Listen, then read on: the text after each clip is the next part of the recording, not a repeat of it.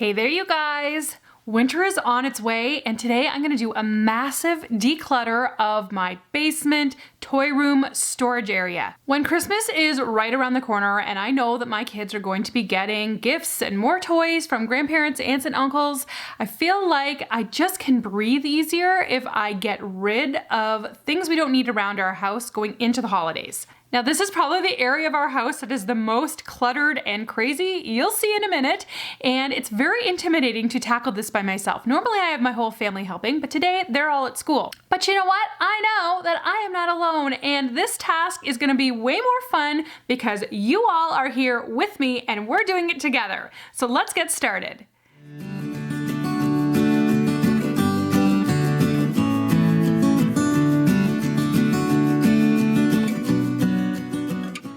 Okay, so clearly, before I even get started on this task, I need to just sit on the couch and have a break. Because I'm just that lazy. But seriously, I would love to know from all of you, if you could comment below, how do you get motivated to do cleaning, decluttering, that type of thing? Because I tend to put it off, even though it's a really important part of my kind of living on less lifestyle.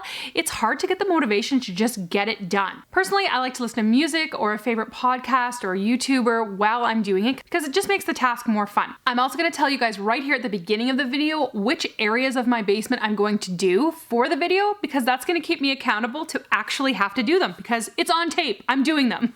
So I'm going to be tackling the family room space down here, which is kind of like the couch, chair, bookshelf area.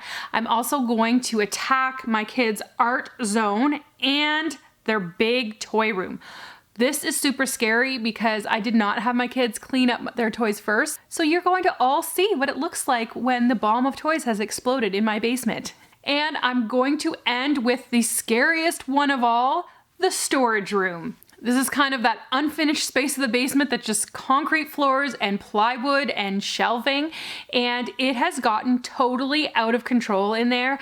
I need to clean it up. So that's what we're gonna do today. Let's get started. To get going, I have 3 clear plastic garbage bags here.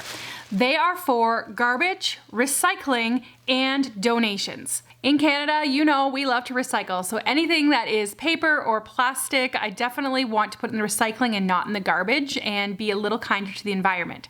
The reason I'm using clear garbage bags for this is simply because then I can tell the difference between what's what, so I don't accidentally put donations in the garbage. The first thing I'm gonna do is just clean up the couch area behind me. There's nothing really to purge or get rid of. It's just really bugging me because the pillows are on the floor, the blankets aren't folded neatly, and some of the pictures are askew. So that's an easy task. I'm gonna get it done first. It's gonna make me feel great.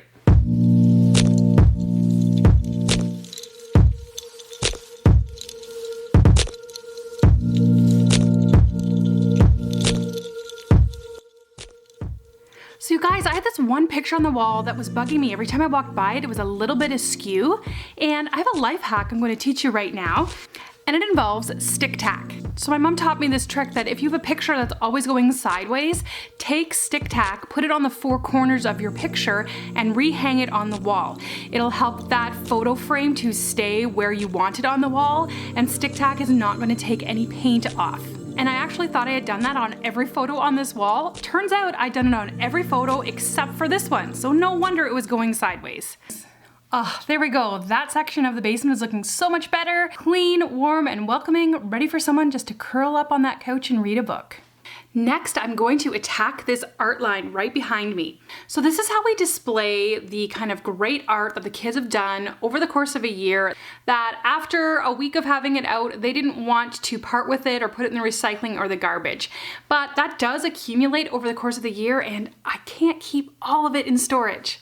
Also, we need to empty out this art line for a whole new year of art to be displayed. If you guys have children in the home, or maybe you have nieces and nephews or grandkids that you get art from, how do you display them at your house? Are they just all over the fridge? Where do you put them? We used to just have a big yarn line in our basement that they would get hung on, and my neighbor Erica gave me this idea to have just a nice painted piece of wood that we have super glued clothespins to, and just is a neat and tidy way of doing it. But I'd love to know some of your ideas, so comment below as to what you do. So basically I'm going to go through this art and I'm going to save maybe a couple pieces from each child that we will put in their keepsake box for the future, and the rest is going to be recycled.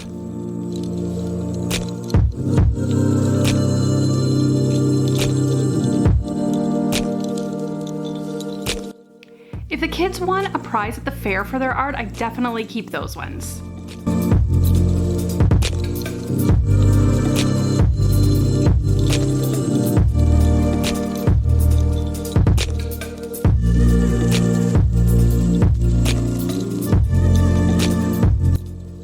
So there we go, the art line is empty, ready to accept this year's offerings.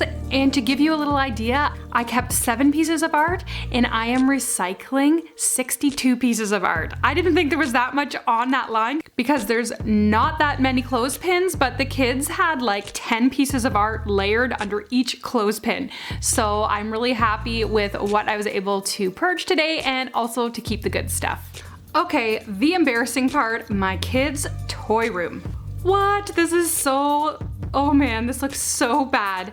I, on purpose, did not have my kids clean up these toys before they went to school. Actually, I didn't even tell them I was doing a purge and a cleanup today and a declutter. I did that on purpose. Sometimes I do this task with my kids, but sometimes I do it without them because what they don't know won't hurt them. And there are certain things that we have that I know the kids never use, they never play with, and they will not miss if it's gone. I also just wanted to show you guys a realistic view that I'm not perfect and neither is my family, and this is what our toy room looks like sometimes. And to tell you the truth, we don't have what I would consider a ton of toys compared to many families, but when it's all out on the floor, you really can see just how much you have and the reason why it's good to purge a couple times a year. So let's get going. I'm going to have my donation bag at the ready as well as all that garbage and recycling.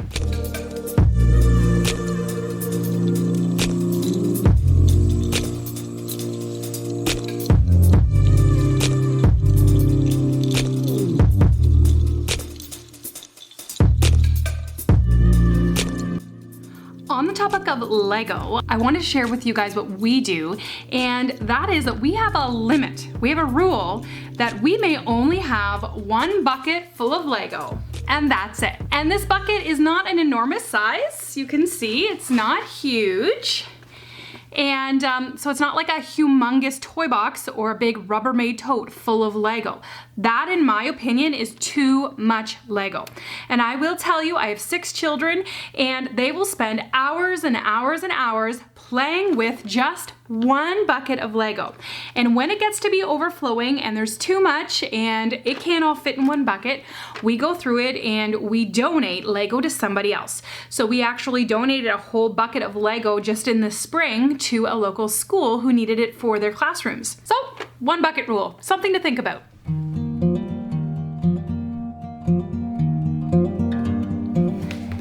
And by the way, I have that same 1 bucket rule for cars. So our boys really like their Hot Wheels, but if they have more than what can fit in this bucket, and actually what we have right now, I just went around the room, only fits in about half of a bucket. So if we have more than that, it's time to donate.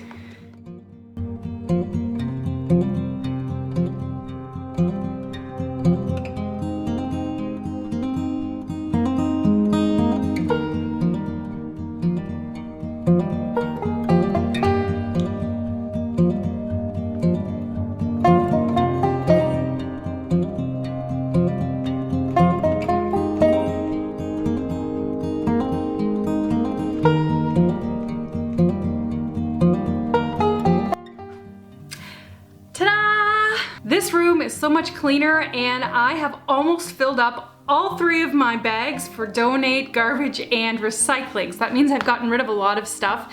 Feels great. Let's go on to the next spot. And the next area I'm gonna tackle is right over my shoulder, some bookshelves. If you haven't seen it yet, I did another decluttering video where I tackled the bookshelf in my master bedroom.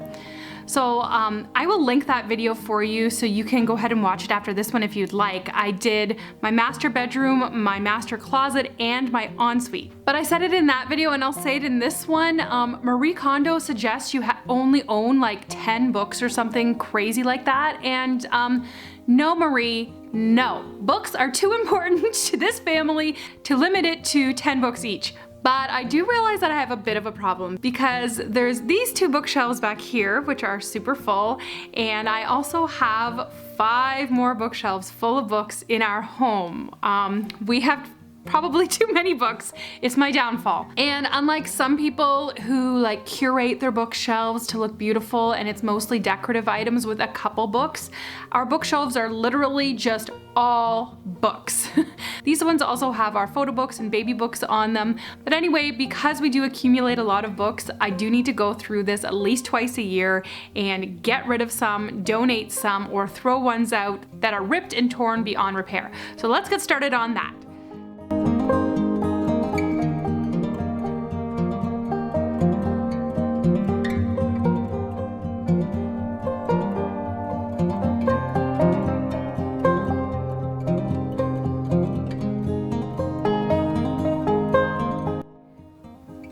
Okay, I've gone through the books, and believe it or not, I found over 50 books that we do not need anymore, that are not valuable to us, they're not classics by any means, and I'm able to donate. It feels really good to kind of get those out of my house, because I know it's just one less thing that's going to cause clutter, that's going to be gotten out and not put away. Just feels good to get rid of them. Okay, cue scary music. Bum, bum, bum. I am in the dungeon. I'm in the storage area of our basement, and this is a scary place to be for me.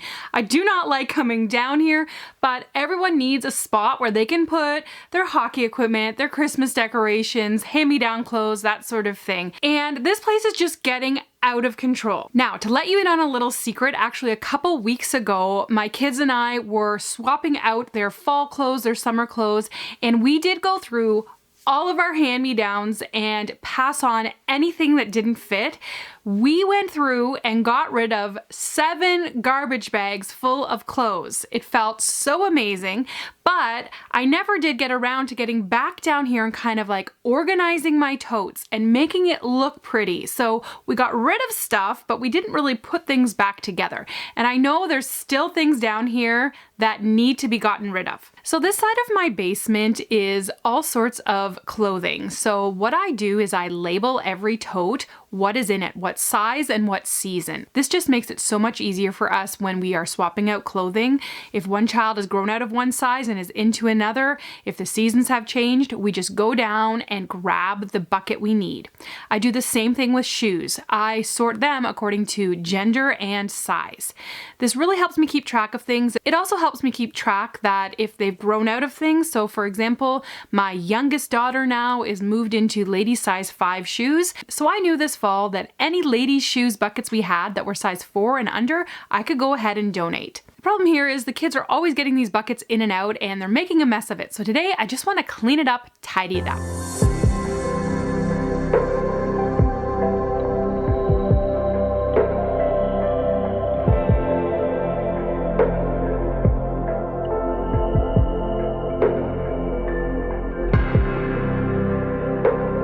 Okay, the totes are all organized and consolidated.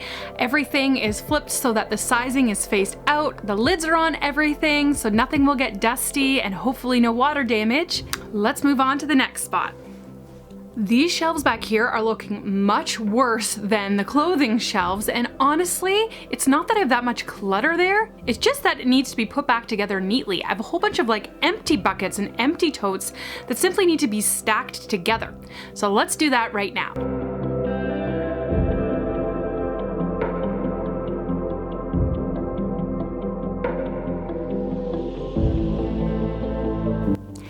There we go, much tidier, just a lot more organized. Now I can see if I need an empty tote to store something in, I can see clearly where they're all stacked. Did you guys glimpse what was on my bottom shelf there? That's right, it's my Christmas wreaths.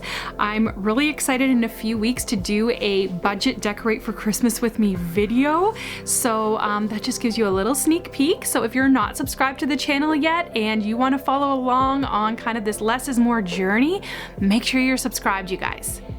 There are 2 places I am not going to touch in our basement storage area, and that is the hockey corner and my husband's tool corner. So first of all, the hockey corner, I was kind of ticked off when I came in here because I couldn't even walk. It was just all thrown everywhere, and my kids know better than that. They know there is a spot for everything, and I, as the mom, I'm not going to enable that behavior and clean it up for them, so they're going to be cleaning that up when they get home from school. My husband's corner, there's certain things that a wife can do, but I feel like cleaning up all their husband's like knick-knacky toy things is not a good idea. it because I could end up throwing things out that I should not throw out. So if you are watching this, babe, and you want to clean up your workshop corner, I mean, I would not object. And what is going on in this corner of the storage room? Just when I thought I was nearly done, I see that I am not done. So this is just a little corner that has some more storage totes that we kind of store like baby equipment, that type of thing. If we have friends or family over that have babies, it also stores some of my kids' keepsake stuff, as well as all of our gift wrapping things. What do you guys do to organize your gift wrapping station? I know a lot of people that literally go out and buy a gift bag every single time they need to get a present for somebody. We don't do this in our house. We keep every gift bag and piece of tissue paper we get when we receive gifts, and we fold them up and we reuse them. It's just, I think, better for the environment, but mostly it just saves me a lot of money because I don't have to keep buying gift bags. I store them in a big, huge tote, as you can see, and today I just need to go through all of this stuff and fold them up, get them compact, and maybe if there's some that are in really crummy shape, I'll just recycle them. And the tote area simply needs to be consolidated. I see here that I have a few empty totes that I can stack together to use for future things if I need to, just make it look a little neater. Awesome, that corner looks so much better now, and I can actually walk in this room, which is a super bonus. It feels so good to have all that done, to sit down in my favorite chair, put my feet up, and relax.